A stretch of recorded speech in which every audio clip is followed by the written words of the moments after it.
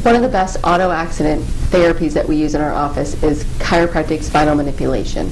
That is where we physically use our hands as a chiropractor to alleviate the pressure off the nerve, which sounds kind of scary. It's not painful. It puts the bones back in line to alleviate the pressure off the nerves. And the reason why it's good after an auto accident is there's a lot of fixations. Bones are stuck. There's a whipping effect that happens after an auto accident.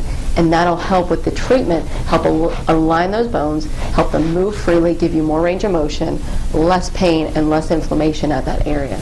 So if you've been involved in a car accident, just give me a call. My name is Dr. Sara Sundermeyer. I'd love to help you. 968-0088. We're right downtown Auburndale on Main Street.